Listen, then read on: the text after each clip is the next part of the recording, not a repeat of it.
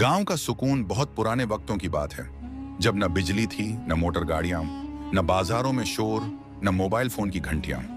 पंजाब के एक छोटे से गांव बंधाल में जिंदगी सादी, पुरसुकून और मेहनत से भरपूर थी। लोग अपने खेतों, जानवरों और हाथ की कमाई से जिंदगी गुजारते थे। यहाँ के लोग सच्चे, साफ दिल और ईमानदार थे। लेकिन हर गांव में कोई ना कोई ऐसा शख्स जरूर होता है जो अपनी चालाकी को अक्ल समझता है और दूसरों के जज्बात से खेलता है। बंधाल में ऐसा ही एक ताजिर व्यापारी रहता था, मन्ने खान। मन्ने खान की शोहरत। मन्ने खान एक 55 साला ताजिर था। वो कभी लाहौर, कभी मुल्तान जाकर कपड़ा, चीनी, नमक और दीगर जरूरी अशिया सस्ते दामों खरीद कर गांव में बेचता। वो बातों का माहिर, मौका परस्त और लालची इंसान था। गांव वाले उसे इज्जत तो देते थे, लेकिन दिल से कभी कबूल न करते थे।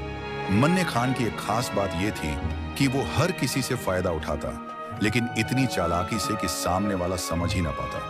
उसकी मुस्कुराहट में फरेब था, उसकी जबान में चीनी, लेकिन दिल में जहर। सच्ची मोहब्बत का धोखा। गांव में एक नौजवान लड़की थी, सफिया। सफिया यतीम थी।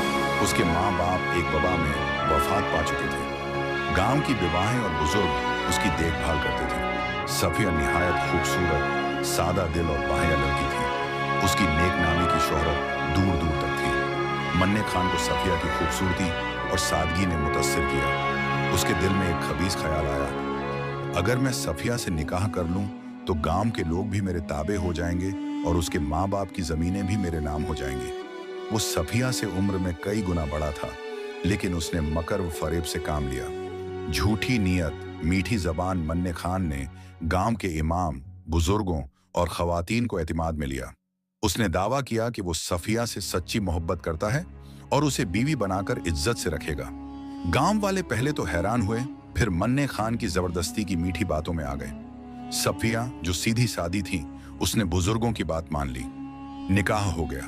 निकाह के बाद सफिया ने जल्द ही देख लिया कि मन्ने खान वैसा नहीं जैसा वो दिखता है।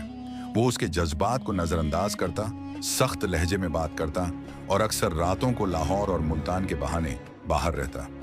धोखा सामने आता है। कुछ महीने बाद गांव में एक खबर फैली, मन्ने खान ने सफिया के माँ बाप की जमीनें अपने नाम कर ली हैं और अब वो सफिया को शहर ले जाकर छोड़ने का इरादा रखता है। सफिया को यकीन ना आया, लेकिन एक दिन उसने मन्ने खान को चंद अजनबियों के साथ बातें करते सुना। वो कह रहा था, सफिया अब मेरे किसी काम की नहीं, जमीन मेरे कब्जे में है, अब उसे लाहौर छोड़ आता हूं, किसी को क्या खबर होगी। सफिया का दिल टूट गया। उसने सोचा कि जो शख्स इतने फरेब से उसे इस्तेमाल कर रहा है, उसे अल्लाह के सुपुर्द करना ही बेहतर है। सफिया का फैसला। सफिया ने अपने दिल में एक फैसला किया। वो खामोशी से गांव के बुजुर्गों के पास गई, उनके सामने मन्ने खान की असलियत बयान की, उसके सबूत दिए, गवाह लाई। गांव के लोगों को झटका लगा, लेकिन हकीकत सामने थी। बुजुर्गों ने गांव की रिवायत के मुताबिक पंचायत बिठाई। मन्ने खान को बुलाया गया, उसे सवालात किए गए। शुरू में वो बातें घुमाता रहा, लेकिन जब सफिया ने वो कागजात पेश किए जिन पर उसके दस्तखत और मन्ने खान की जालसाजी के निशान थे, तो सच्चाई सामने आ गई। पंचायत ने फैसला दिया, 1. सफिया की जमीनें उसे वापस दी जाएं। 2. मन्ने खान को गांव से निकाला जाए और किसी दूसरे इलाके में जाकर जिंदगी गुजारे। 3. जो शख्स धोखा देता है वो हमारे गांव का हिस्सा नहीं रह सकता। मन्ने खान की आंखों से गुरूर खत्म हो चुका था। वो जमीन पर झुका, रोने लगा, माफी मांगी, लेकिन देर हो चुकी थी। सफिया ने माफी दी, लेकिन कहा, मैंने तुम्हें माफ किया, लेकिन अपनी इज्जत के साथ समझौता नहीं करूंगी। मन्ने खान को गांव से निकाल दिया गया।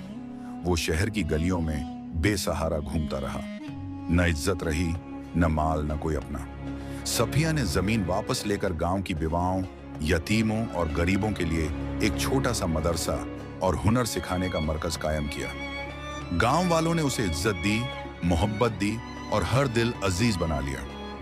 नतीजा, मन्ने खान के चालाक दिमाग ने उसे वक्ती फायदा तो दिया, लेकिन अंजाम इबरतनाक हुआ।